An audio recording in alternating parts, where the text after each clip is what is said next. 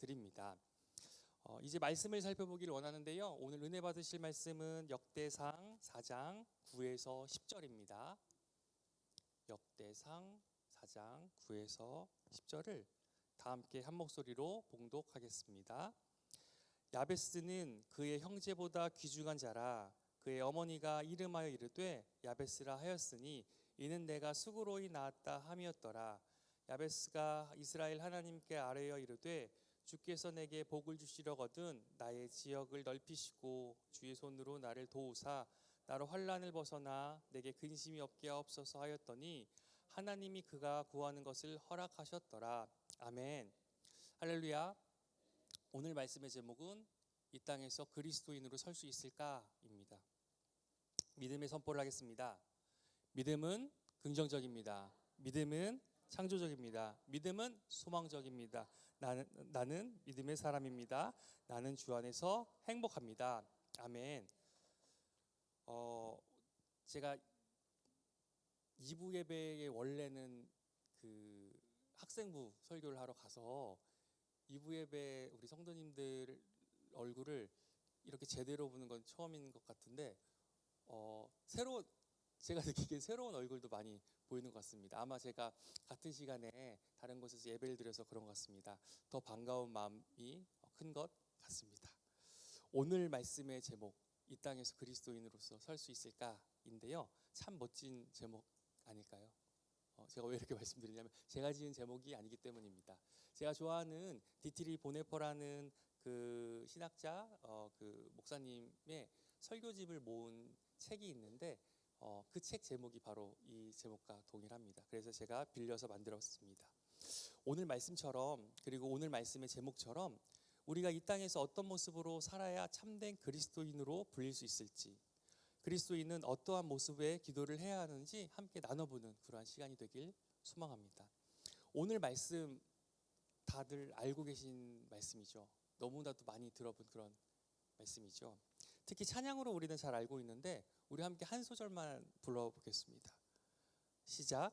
원컨대 주께서 나에게 복에 복을 더하사 나의 지경을 넓히시고. 맞습니다. 이 찬양의 가사를 오늘 본문에서 따온 겁니다. 이 찬양을 왜 불렀냐면 오늘 말씀을 한 번 더 잘 기억했으면 좋겠다라는 그런 의미로 한번 함께 불러봤는데요. 우리가 잘 아는 오늘의 본문을 그 있는 그대로 조금 더 이렇게 잘 뭐라고 해야 되지? 해석해서 그렇게 이제 정리하면 다음과 같습니다. 첫째, 큰 복을 주십시오. 영광도 건강도 허락해 주십시오. 둘째, 땅과 재산을 증식시켜 주십시오. 셋째, 일체의 근심, 걱정으로부터 해방돼 무사안이란 삶을 살 수 있게 해 주십시오. 라는 내용이 오늘 본문 말씀의 내용입니다. 듣고만 있어도 보고만 있어도 참 은혜가 되는 그러한 내용 아닙니까? 우리 모두에게 이런 축복이 임했으면 좋겠습니다.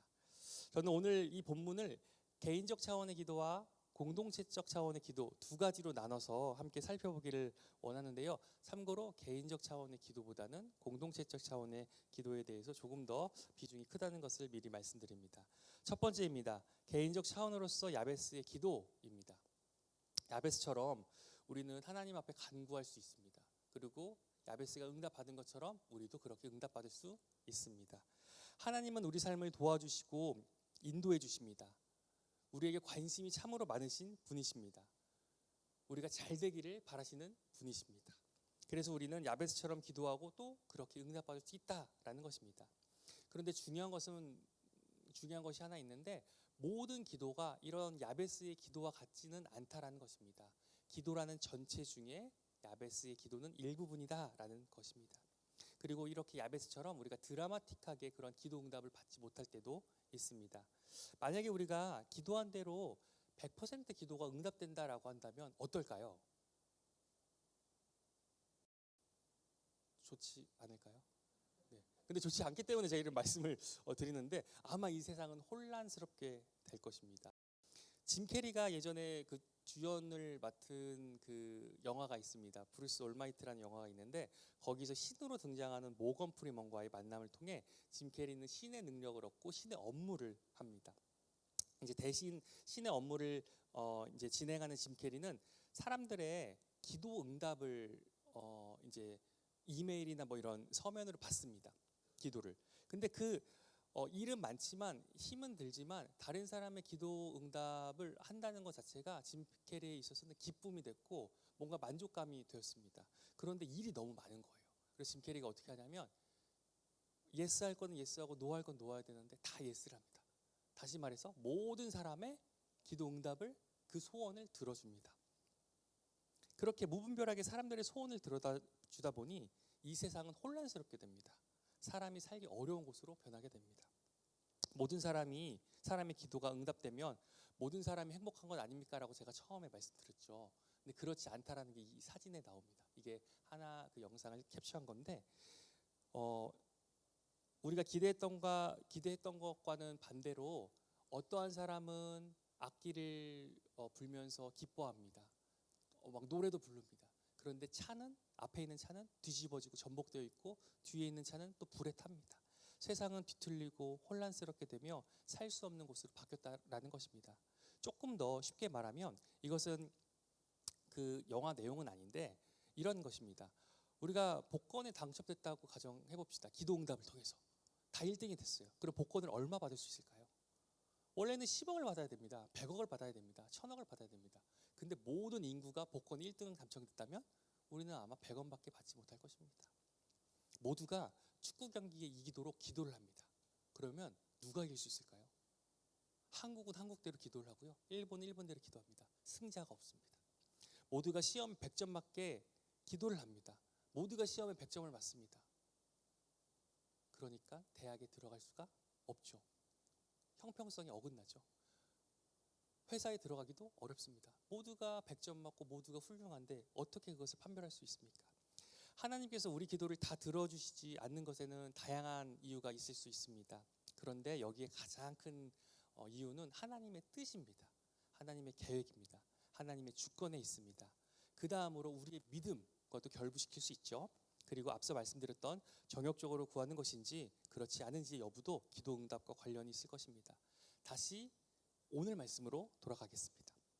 그렇다면 우리가 야베스처럼 간구하는 그런 기도는 해서는 안 될까요? 마치 해서는 안 되는 것처럼 제가 이야기를 했지만 그렇지 않습니다. 우리는 기도해야 됩니다. 이런 개인적인 차원의 기도를 해야 됩니다.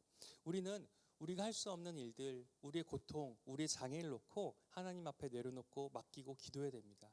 우리의 힘으로 도저히 해결할 수 없으니까 정말 전능하신 하나님을 의지한다는 것이죠. 그래서 우리는 이렇게 개인적인 차원의 기도를 할 수 있다라는 것입니다. 성경은 우리에게 간절히 구하라고 이야기를 합니다. 그리고 우리가 살펴본 역대기 또한 간절한 기도에 대해서 이야기하고 있습니다. 우리는 하나님께 간절한 기도를 해야 하고 하나님은 이 기도에 응답을 해주신다라는 것입니다. 하나님이 이스라엘 백성을 도와주신 것처럼 우리도 하나님의 도우심을 기대해야 된다는 것이 오늘 역대기라는 그 성경 전체에 나타나고 있습니다. 결론적으로 말씀드리면 우리는 야베스와 같이 개인적인 기도, 개인의 소원을 가진 기도, 개인의 어려움을 가진 기도를 할 수 있다는 것입니다. 야베스처럼 열심히 간절히 기도하는 저와 여러분이 되길 축원합니다. 두 번째입니다. 공동체적 차원의 기도로 읽을 수 있는 이유입니다. 오늘 본문을 그렇다면 어떻게 공동체적인 차원으로 읽을 수 있을까요? 라는 것이죠. 만약에 제가 개인적인 차원의 기도로만 오늘 말씀을 묵상해야 된다라고 하면 설교는 여기서 그만 끝이 나야 됩니다. 그런데 그렇지 않습니다. 열왕기서는 포로기의 아픔 속에서 이스라엘의 실패와 멸망의 원인을 돌아보는 책입니다. 그리고 오늘 말씀은 역대기서죠. 역대기서는 조금 관점이 다릅니다. 역대기서는 포로 이후 귀환한 공동체에게 다시 하나님의 백성으로 나아갈 그런 길을 제시합니다. 너무 복잡한 내용은 다 빼고 여기서 중요한 몇 가지 키워드만 기억하셨으면 좋겠습니다. 다윗 왕조, 성전, 제사장, 레위인, 특별히 예배의 회복, 이것을 강조하면서 포로 이후 이스라엘 백성에게 우리는 여전히 하나님의 언약 안에 있는 백성인가라는 질문에 대한 답을 역대기서가 해준다라는 것이요. 그리고 오늘 본문은 그 역대기서 안에 있다라는 것이고요. 이스라엘 백성은 자신들이 바벨론 포로가 된 것을 하나님을 버리고 이방을 섬겼기 때문이라고 진단합니다. 그래서 포로에서 해방된 이스라엘 백성은 하나님 한 분만 섬겨야 되는 예배 공동체가 되고자 하는 그런 생각을 합니다. 야베스가 경험한 것처럼 당시 이스라엘 백성은 땅을 잃었습니다. 전쟁을 통해서 포로가 되었고 이방 민족에게 멸시를 받았습니다. 복이 아닌 저주를 받는 것으로 자신을 이해할 수밖에 없었습니다. 그들이 겪는 문제는 단지 정치적인 문제, 경제적인 문제가 아니었습니다. 쉽게 말해 영적인 문제였습니다. 살아계신 하나님에 대한 신앙의 문제였습니다. 하나님이 살아계신다면 어떻게 하나님을 믿고 있는 우리가 이렇게 포로가 되고 고난의 길을 갈 수 있는가라고 의심했을 수도 있습니다. 심지어 바벨론 포로로 끌려간 백성은 내가 지금 믿고 있는 야훼 하나님이 진짜 신인가? 아니면 바벨론이 믿고 있는 이 신이 진짜가 아닌가라고 혼란스러울 수도 있었습니다. 다시 말해 야베스의 기도는 이러한 상황 속에서 개인의 성공을 위한 기도를 넘어 포로 이후 이스라엘 공동체가 하나님 앞에 드려야 할 회복의 기도라고 말할 수 있습니다. 야베스의 기도를 보면 나라는 그런 1인칭으로 이제 표현된 것이 있는데 이것을 언뜻 보면 개인으로 판단할 수 있는데 역대기서는 개인과 공동체가 밀접하게 융합되어 있습니다. 다시 말해서 나라고 표현되어 있지만 이는 공동체까지 연결해서 생각해야 된다라는 것입니다. 결국 여러 가지 이야기를 했지만 야베스의 기도는 개인적인 차원보다는 공동체 혹은 인류 전체의 보편성을 띠고 있는 기도다라고 말할 수 있습니다. 그리고 참고로 말씀드리면 저는 개인적인 기도냐 개인적인 기도가 아니냐 그래서 나는 이 한 가지만 선택해야 되겠다라는 것이 아니라 이 두 가지의 모습을 다 놓고 기도하셨으면 좋겠습니다. 개인적 차원의 기도도 공동체 차원의 기도도 그리고 이제 공동체적인 차원의 기도에 대해서 조금 더 살펴보겠습니다. 세 번째인데요. 공동체적 차원으로서 야베스의 기도입니다. 사랑하는 성도님들 오늘 말씀은 길진 않습니다. 그러나 대지 1번과 대지 2번이 좀 지루했습니다. 조금은 어려웠습니다. 이제 3번은 조금 쉽습니다. 그리고 3번만 기억하셔도 좋습니다. 제가 자주 하는 말이 있습니다.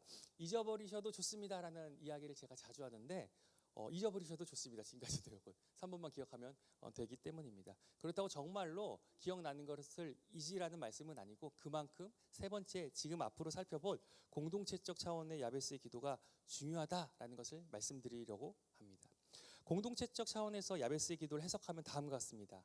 자신의 고통을 없애달라는 기도는 단순히 영혼과 육체의 평안함을 달라는 개인의 기도가 아니라 이스라엘의 굴곡진 역사 가운데 땅 위에 구현된 하나님 나라의 기쁨을 누리게 해달라는 공동체의 절규 어린 기도로 다시 읽을 수 있다. 제가 지금 읽은 이 이야기는 구약학 교수인 김선종 교수님의 글을 발췌한 내용입니다. 교수님께서는 야베스의 기도에 나타난 땅을 하나님 나라의 공동체로 연결시킵니다. 그러기에 이스라엘의 회복, 가나안 땅의 회복은 하나님 나라 복음의 회복과 확장을 이야기한다라고 말할 수 있는 것입니다. 즉 야베스가 땅의 회복을 이야기하는 것은 내 땅, 내 앞마당 땅 이것만을 이야기하는 것이 아니라 이스라엘 전체의 땅을 이야기하고 있습니다. 그리고 나아가 하나님 나라의 회복, 하나님 나라 땅의 회복을 말하고 있습니다. 그렇다면 중요한 것은 21세기를 살고 있는 우리는 어떠한 기도를 해야 할까요? 그리고 그 기도에 맞는 어떠한 행동을 해야 할까요? 우리는 야베스처럼 하나님 나라 확장과 회복을 놓고 기도해야 됩니다. 단지 내 집, 내 땅을 놓고 기도하는 것이 아니라 하나님 나라를 놓고 기도해야 된다라는 것입니다. 그런데 혹시 성도님들 이러한 기도는 하고 있는데 열심히 하고 있는데 그에 따른 행동도 함께하고 계신가요? 아니면 하나님 나라 확장에 대한 기도는 내가 열심히 하고 있는데 그 누군가가 이 하나님 나라가 확장되기 위해 열심히 일하기를 원하고 계신 것은 아닌가요? 다시 말해 구체적인 행동은 빠져 있는 것은 아닌가요? 왜 제가 이러한 말씀을 드릴까요? 우리는 기도에 힘쓰지만 그 기도의 내용대로 살고 있지 못할 때가 많이 있기 때문입니다. 세월호 사건이 일어났을 때 지금도 그렇지만 당시에 한국교회에 큰 역할을 하셨던 한 목사님이 계셨습니다. 목사님께서는 세월호와 관련한 직접적인 도움의 움직임을 보이지 않고 성도들에게 기도만 하는 것을 말씀을 하셨죠.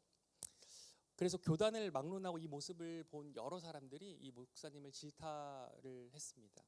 물론 목사님은 남들 모르게 뒤에서 돕는 역할을 했을 수도 있습니다. 그리고 개인적인 판단하에 지금은 우리 교회가 구체적인 움직임보다는 기도하는 것이 더 중요하다라고 생각하셨을 수도 있습니다. 제가 드리고 싶은 말씀은 적어도 표면적으로 우리는 하나님 나라를 놓고 기도하되, 그러나 구체적으로는 하나님 나라가 확장될 수 있도록 움직임을 취하고 있지 못할 때가 많이 있는 것 같습니다. 더 쉽게 말씀드리면 교회의 부흥을 놓고 우리는 기도를 합니다. 그런데 교회의 부흥을 놓고 전도하고 있지는 않습니다. 우리가 말씀에 힘쓰기를 기도합니다. 그런데 정작 말씀은 읽지 않고 큐티하지 않고 신앙 서적을 보지 않고 그렇게 기도만 합니다. 우리 교회 안에 아픈 사람, 수술한 환우를 놓고 기도를 하지만 그들을 돕는 구체적인 행동은 하지 않습니다. 저는 11년 전에 바울의 1차, 2차, 3차 여행을 중심으로 3주간의 성지순례를 다녔습니다. 교수님 한 분과 학부생과 대학원 석박사 과정의 학생들이 함께하는 자리였습니다. 당시 저는 MDB라는 석사 과정에 재학 중이었는데 저를 포함한 10명 정도의 MDB 학생들이 어느 날 밤 교수님과 함께 호텔 숙소에서 간담회를 가졌습니다. 교수님의 말씀으로 이야기는 시작되었습니다. 밤 8시부터 시작된 이 간담회가 조금은 피곤하기는 했지만 그래도 좋은 말씀일 줄 믿고 교수님 말씀과 우리 학생들 이야기를 잘 경청했습니다. 그런데 불현듯 한 학생이 이런 이야기를 합니다. 저는 살면서 단 한 번도 행복한 적이 없었어요 라고 말합니다. 몇 초간의 정적이 흘렀습니다. 그리고 교수님은 마침내 입을 떼면서 이런 말씀을 하십니다. 나는 나를 보고 희망을 얻는 사람, 나를 보고 위로와 도전을 얻는 사람을 볼 때 행복해 라고 말입니다. 사실 교수님은 한쪽 다리가 없으십니다. 그러니까 허벅지부터 아예 없으십니다. 교수님이 8살 때 트럭에 치이는 교통사고가 일어났고 이 사고로 인해 다리 한쪽을 잃으셨습니다. 다리가 없는 사람 앞에서 자신의 행복을 논한다는 것이 우리가 언뜻 듣기에는 쉽게 이해가 되지 않고 조금 연약한 그런 표현 아니었나라고 생각이 들 수도 있습니다. 그러나 저는 그 학생이 얼마나 힘든 삶을 살고 있는지 알고 있었기에 그렇게 크게 놀라진 않았습니다. 그런데 그 학생이 평소에 지었던 그 웃음이 거짓 웃음이었는지 아니면 그렇게라도 웃지 않으면 안 될 정도로 힘들었는지 의아하고 안쓰러웠습니다. 아니면 사실은 그 학생이 행복한 삶을 살고 있는데 그 본인도 그것을 깨닫지 못한 것은 아닌지라는 생각도 해보았습니다. 제가 드리고 싶은 말씀은 여기에 있습니다. 우리 신앙인들이 고난의 길을 갈 수밖에 없다라는 것은 여기에 계신 모든 분들이 다 알고 계십니다. 그러나 우리의 초점이 내가 아니라 하나님 나라와 그곳에 속한 공동체에 맞춰진다면 고난이 행복으로 변할 수 있습니다. 아니, 최소한 그 고난은 경감될 수 있습니다. 다리 한쪽이 없는 8살짜리 어린 소녀는 점차 나이를 먹고 자신의 꿈을 의사로 삼습니다. 그리고 열심히 공부를 합니다. 한 살 한 살 나이를 더 들어감에 따라 그 꿈은 바뀝니다. 육신을 돌보는 의사가 아닌 영혼을 돌보는 의사가 되기로 그 꿈을 바꿉니다. 그래서 그는 가진 것 하나 없이 신학을 시작합니다. 신학부를 졸업하고 대학원에서 미래의 사모가 될 사람을 만나고 독일로 함께 떠납니다. 30대 초반 어린 나이에 구역학 박사학위를 취득하고 한국으로 돌아옵니다. 그에게 고난은 희망이 되었습니다. 그리고 그는 지금 다른 사람에게 그 희망을 전해주고 있습니다. 사랑하는 성도님들, 어렵고 소외된 사람에게 희망을 주고 도움을 주는 역할을 지금 하고 계십니까? 그것이 하나님 나라 백성이 해야 할 책임이자 소명입니다. 또 이렇게 함께 모여서 우리가 예배를 드릴 때만, 찬양하고 기도할 때만 하나님 나라가 임하는 것이 아닙니다. 하나님과 무방하다고 생각하는 환경에서, 장소에서 하나님 나라가 시작됩니다. 소셜 이노베이션의 대표 양세진 씨의 인터뷰입니다. 예수님이 새끼 먹으러 오신 것 아니잖아요. 저는 청년들이 내가 먹고 살기 위해 대학을 가고 먹고 살기 위해 취업을 하고 먹고 살기 위해 산다는 것을 버려야 한다고 생각해요. 그런 의미에서 청년들이 삼시세끼를 먹는 것이 정말 우리의 삶의 이유인지, 아니면 내가 하루에 2끼만 먹고 한 끼만 먹어도 하나님 나라의 그 본질적인 삶을 살아내는 것이 정말 크리스천의 정체성인지 생각해 봐야 해요. 이 인터뷰처럼 우리의 삶의 목적은 어디에 있습니까? 하나님 나라라는 그 본질의 삶의 초점을 맞추고 사시나요? 아니면 육신의 것에 초점을 맞추고 사시나요? 아니면 믿음이 없이 현실만 직시하는 눈이 커져서 내 앞에 현실만 바라보고 계신가요? 오늘만이 아니라 매일의 삶 속에서 하나님 나라를 놓고 고민하는 저와 여러분들이 되셨으면 좋겠습니다. 그런데 우리는 이런 고민으로만, 생각으로만, 자기 성찰로만 끝나서는 안 됩니다. 성령의 도우심으로 실천하는 삶을 살아야 됩니다. 아는 것으로 변화받는 것에는 한계가 있습니다. 그래서 암과 더불어 성령의 도우심, 성령 충만이 필요합니다. 우리가 그래서 매일같이 성령 충만을 놓고 기도해야 되는 이유도 바로 여기에 있습니다. 그런데 때때로 우리가 이렇게 삶을 살려고 하고, 다시 말해 선한 삶을 살려고 하고 말씀대로 살려고 해도 우리의 그런 어떤 좋은 태도를 몰라주는 사람이 있습니다. 그래서 힘이 빠질 때도 있습니다. 하나님 나라를 확장하기 위해 무언가를 할 때 상처되는 말들을 들을 때도 있습니다. 우리가 아무리 외치고 아무리 변화를 놓고 그렇게 움직인다고 해도 사람들은 변하는 것 같지 않습니다. 그러니 우리는 포기하고 그러려니 하면서 살아야 될까요? 우리가 아무리 기도하고 애쓰고 심지어 성령의 역사하심으로 바른 신앙의 모습을 하고 살아간다고 해도 우리 주변의 사람들은 변하지 않을 수 있습니다. 하지만 기억하셨으면 좋겠습니다. 역사의 한 페이지를 장식하지 못한 수많은 익명의 사람들로 인해 현재가 있는 것입니다. 웨슬리, 루터, 칼뱅처럼 기독교의 한 획을 긋지 못해도 괜찮습니다. 조혜련 씨, 현 씨, 강균성 씨, 차인표, 신혜라 부부처럼 사람들에게 잘 알려진 그러한 크리스천이 아니어도 좋습니다. 우리는 우리 자리에서 묵묵히 그 책임을 다하면 되는 것입니다. 어쩌면 결과는 중요하지 않을 수 있습니다. 우리에게 요구되는 부분의 실천, 딱 거기까지만 우리의 역할입니다. 그러니까 포기하거나 기도만 하는 것이 아니라 우리는 끝까지 꽉 이 책임을 붙잡고 실천하는 삶을 살아야 합니다. 우리의 작은 외침, 세상이 듣지 않을 수도 있습니다. 그러나 하나님은 듣고 계십니다.